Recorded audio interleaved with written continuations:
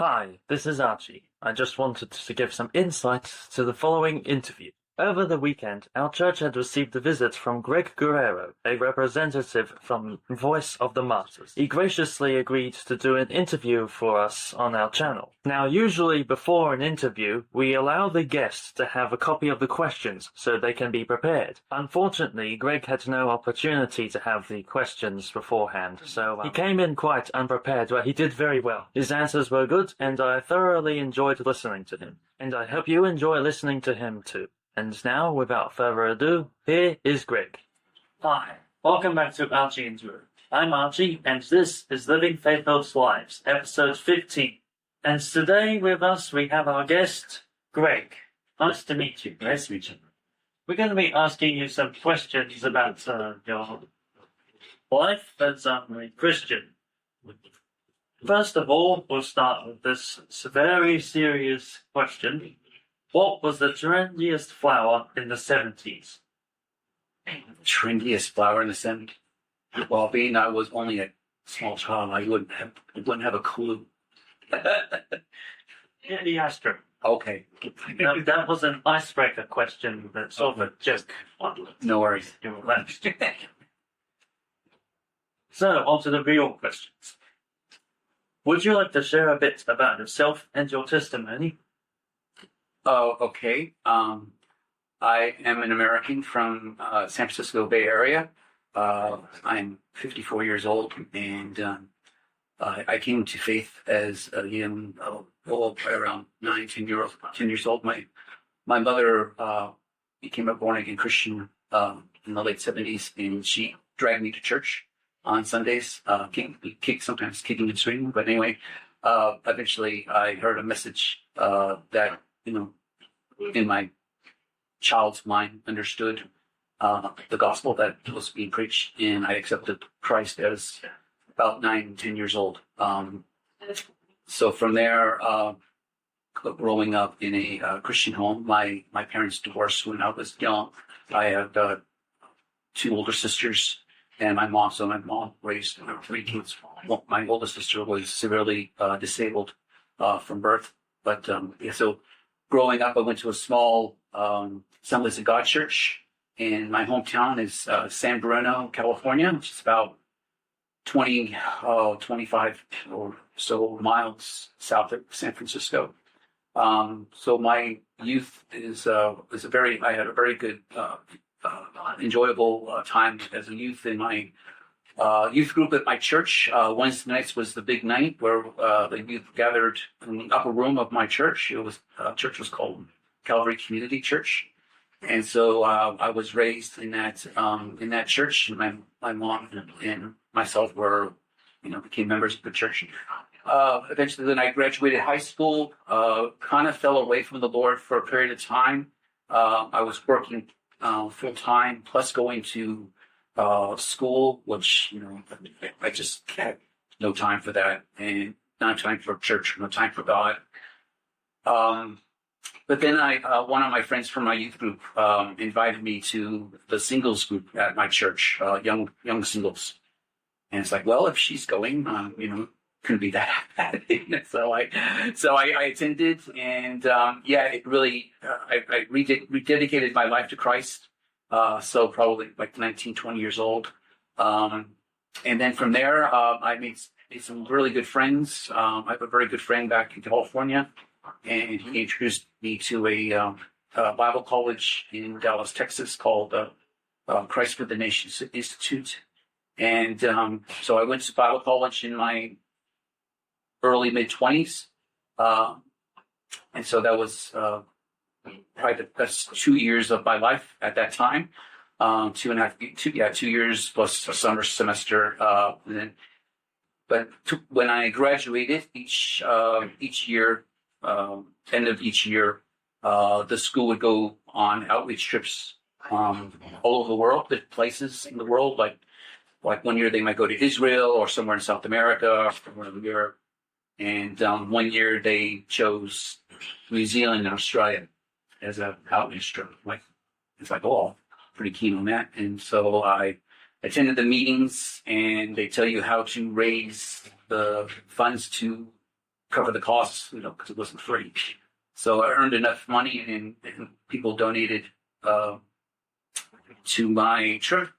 So I came to New Zealand first. That was back in 1994. And then I came to Australia, Brisbane. It was a team of close to 50 people. And from there at one of the churches we went to in Brisbane, All Garden City Christian Church at the time. And that's where I met my future wife. So, but, things, it was just more, hi, how are you? Just getting acquainted and such. I was in Brisbane a few days here in Queensland, was actually traveled to Kingaroy at a church, and actually went to a Aboriginal community outside of Kingaroy. I don't know the name of it, 30 years ago, so it's been a while. So we went on our way. We traveled through, Queensland and New South Wales, stopping along the way, went to Sydney and then into Victoria, Melbourne, and so forth. So, that went back to America, and long story short, that's my wife and I started a pen pal relationship, before the days of Twitter and Instagram. At this point of the interview, you may notice that I seem confused, and that's because I am. I must confess, I have no idea what Twitter or Instagram is. There was snail mail and phone calls and such, so but a relationship developed over time, and came to Australia second time to see her and her family, and then she came to America, and I proposed to her, and she said yes, and I came back to Australia and married her, and so long story short, my wife's name is Jody. She came to America, lived there for 4 years, and then we eventually made the move to Australia back in 2001, and so here I am. I've been here over 20 years. I forgot to mention before that Greg is part of the organization of Voice of the Martyrs, and a few of these questions are concerning that. So, question 2. How did you become involved with the Voice of the Martyrs? I became involved. I've been with Voice of the Martyrs for almost 6 months. They advertised a position that was called the Regional Relationship Manager for Queensland back in March, April, and applied for the position. The head office is in Lawson, New South Wales, in the Blue Mountains, and my boss, the CEO, his name is Tony Benjamin. We did a Zoom interview because of the distance, of course, and I had the interview in my dining room, and after the interview, he offered me the position of relationship manager for Queensland. So I started back on 1st of May. What has been one of your most surprising experiences in your walk with the Lord? Well, I've been living in Australia for the last 20 years. As a youth or in my early 20s as a Christian, I would never, in my wildest dreams, be living in a place so far from home. So God putting me in a place where, I'm very grateful for moving and living here in Australia. But that was God has put me in a place where I'm here for a reason. I won't go into all my circumstances, but God has firmly blessed me for coming to Australia, and so that, like I said, growing up, I would never imagine living overseas, but here I am. Must be quite a change having to travel halfway across the world to a new place. Yes. Different, obviously, because we speak English, but there's so many words with different meanings. Accents, people have, of course, the Australian accent. Obviously, the majority of Americans love the Aussie accent. And so that was one of the things my wife's voice, I love listening to her talk and the way she speaks. But just the different, it's a different type of society. And we have that same freedoms of, freedom of religion, places where you can travel without hindrance or anything like that. But just learning the customs and learning the terminology, the slang. But I've learned to embrace it. Can you please explain your involvement in the Voice of the Martyrs, and how has this helped you in your walk with Christ? So as mentioned, I'm a regional relationship manager, so my responsibility is introducing for churches to Voice of the Martyrs and the Persecuted Church. Little history. Voice of the Martyrs was founded by a gentleman by Pastor Richard Wurmbrand back in the 1960s. He was a Romanian pastor, and he was in prison back in the 1950s and 60s in Romania, communist Romania, and he was tortured for his faith. And eventually he was released out of prison and then kind of ransomed out of communist Romania into the UK and then to the United States, and that's where Voice of the Martyrs started. So as a relationship manager, I go to churches, like I'm here this morning, and then go back to church. And I did a brief presentation about Voice of the Martyrs, about the founder and what Voice of the Martyrs does to help and support frontline workers who are risking everything for the sake of the gospel, the spirit of the gospel. So there are a number of ways they do that. I won't go into all the details, but so like I said, my job is to introduce Voice of the Martyrs, and I go to churches who already have a relationship with Voice of the Martyrs, provide updates, do presentations of updates of what's occurring overseas. So it's just to bring awareness to the local church, to pray for the persecuted church, and if people want to financially support the ministry, I'm here to help with that. Whether they want to give cash or APOS or go to our website and donate that way. So it's just to bring that awareness to the local church of what is occurring overseas. Who has been your greatest influence in your walk with Christ, and what is a practical way that they have helped you? Number one would be my mom. She's lived a life, a godly life, since becoming a Christian. I was raised, or she was raised Catholic, but then had a born again experience and came giving her life to Christ. And my mom, through many trials and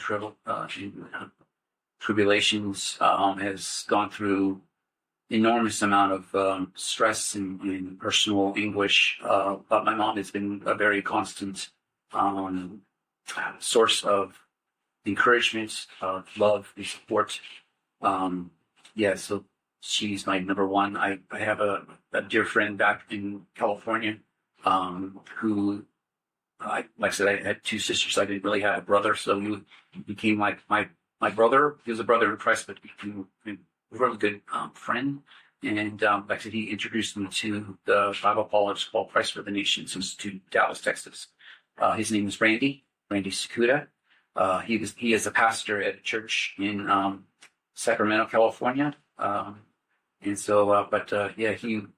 a great friend. He's still I haven't spoken to him in quite a while. I saw him about 5 years ago when I went back to America to see my friends and family. Even though we don't talk very much, or we still have that connection, and he was a great influence in my walk with Christ.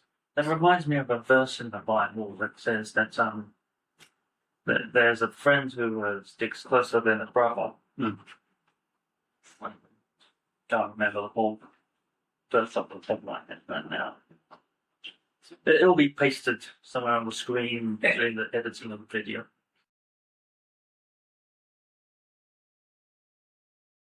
What's one thing that has really stood out to you while working for Voice of the Martyrs?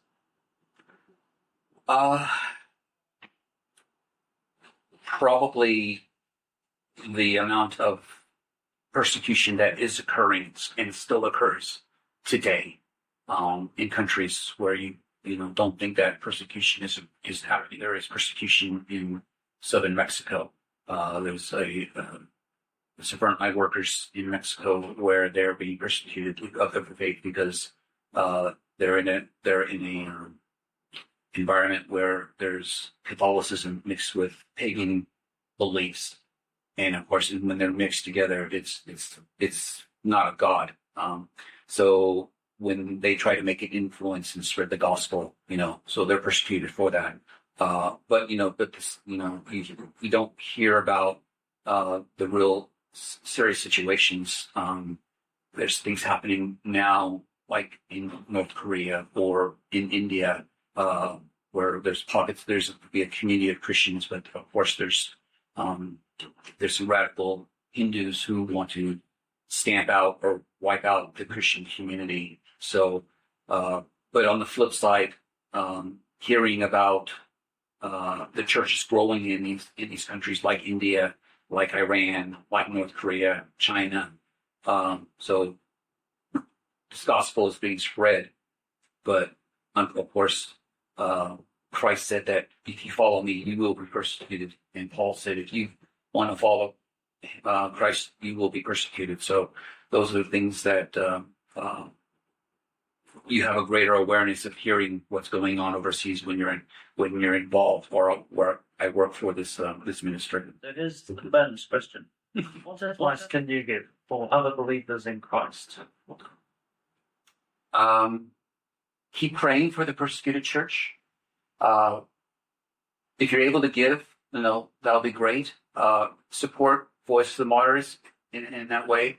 Our brothers and sisters are doing extremely dangerous work in some places in the world. But like I said, the gospel is being spread. So, number 1, pray. Number 2, pray. Number 3, pray. Number 4, pray. And 5, give. That's pretty much it. Well, thank you for being on the series. Now, for having me. Now, Gru, could you collect the box that has football? Yes. Yes, the box. Hello. Goodbye. We carry most of our filming stuff in here. Mm-hmm. Stuff for the interview. So, as a thank you for coming on this show, we have this. That's what I brought.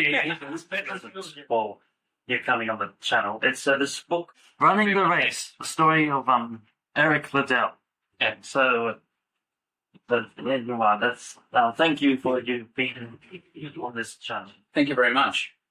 I'm sure it's a good read. That's all we have time for today. God be with you, and goodbye. It's been a blast. And would you like to pull the trigger? Okay. Is that it? Yes, that's.